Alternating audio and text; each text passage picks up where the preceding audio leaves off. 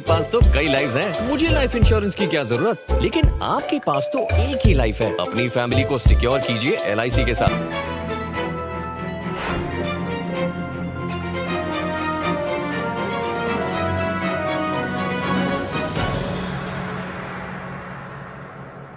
लखनऊ में हुई भाजपा कार्य समिति की बैठक में आत्ममंथन से ज्यादा दूसरों पर चिंतन दिखाई दिया।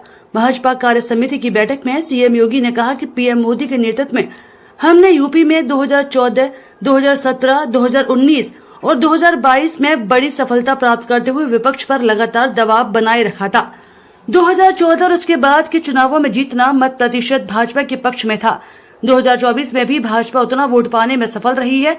उन्होंने कहा कि आने वाले 10 सीटों के उपचुनाव के साथ साथ 2027 के विधानसभा चुनावों के लिए हम वापसी कर रहे हैं। सीएम योगी ने कहा कि भाजपा कार्यकर्ताओं को किसी भी स्थिति में बैकफुट पर आने की आवश्यकता नहीं है, क्योंकि आपने कार्य किया है। जब आप विपक्ष में थे तब जनता के मुद्दों को लेकर लड़ते थे। अब सरकार में है तो यूपी में सुरक्षा का वातावरण देखने को मिल रहा है। मुख्यमंत्री ने कहा कि कन्नौज के मेडिकल कॉलेज का नाम डॉक्टर भीमराव अंबेडकर के नाम पर था। सपा के तत्कालीन मुख्यमंत्री ने उसका नाम बदल दिया।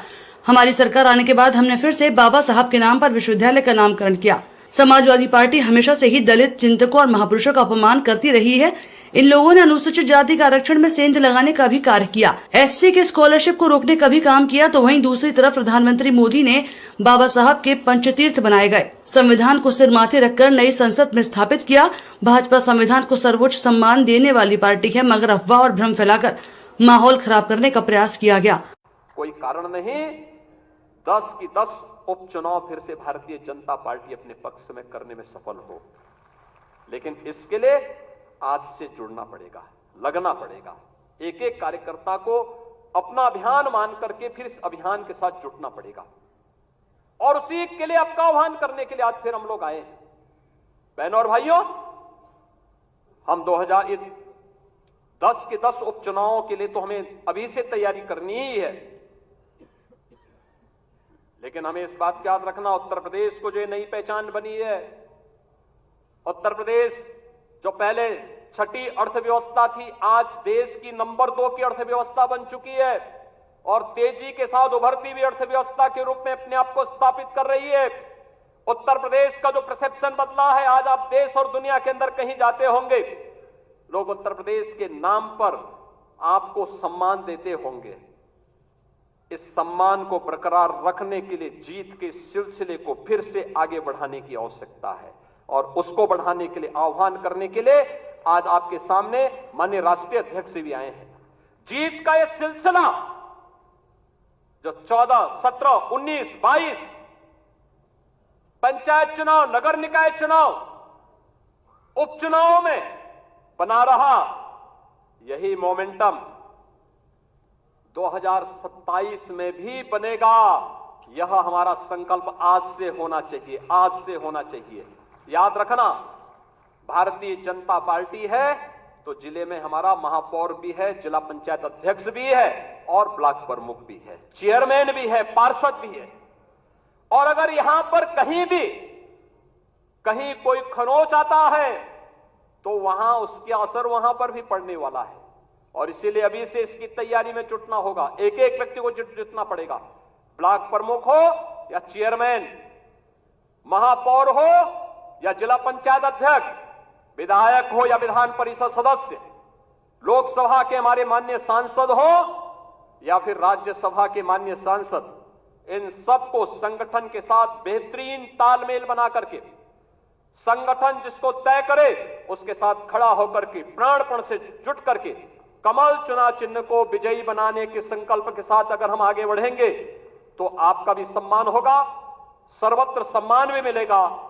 और जो लोग उछल कूद करने का कुत्सित प्रयास कर रहे हैं, मुझे लगता है इनको दोबारा उछल कूद करने का अवसर ही नहीं मिल पाएगा। यह हम आप सबको आश्वस्त करने के लिए आज यहां पर आए हैं कि वास्तव में हमारी सरकार का माफिया मुक्त उत्तर प्रदेश का अभियान इन्हीं गुंडों के लिए है और उस उत्तर प्रदेश को आप सबके सहयोग से आज माफिया मुक्त करने में हमें सफलता प्राप्त हुई। तो माफिया मुक्त उत्तर प्रदेश के साथ साथ हमारे विचार परिवार का ये जो लंबा संघर्ष था, 500 वर्षों का इंतजार समाप्त हो, दुनिया भर के सनातन हिंदू धर्मावलंबी जिन आकांक्षाओं के साथ जी रहे थे, उन अपेक्षाओं पर प्रधानमंत्री मोदी जी के नेतृत्व में डबल इंजन सरकार ने खरा उतर करके अयोध्या में रामलला के भव्य मंदिर निर्माण के साथ साथ 500 वर्षों के बाद रामलला को विराजमान करने का काम भी किया। बहनों और भाइयों, भारतीय जनता पार्टी के कार्यकर्ता को किसी भी स्थिति में बैकफुट पर आने की आवश्यकता नहीं है, किसी भी स्थिति में नहीं है, क्योंकि आपने कार्य किया है। आप विपक्ष में थे, जनता के मुद्दों को लेकर लड़ते थे। आज जब सरकार में थे तो याद करिए, उत्तर प्रदेश के अंदर सुरक्षा का ये वातावरण आपको आज देखने को मिल रहा होगा। याद करिए, इसी मुहर्रम के समय में सड़कें खाली हो जाती थी, सूनी हो जाती थी। आज मुहर्रम आयोजित हो रहा है, इसका पता भी नहीं लग रहा है।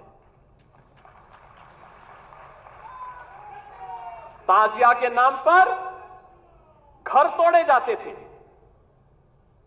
पीपल के पेड़ काटे जाते थे,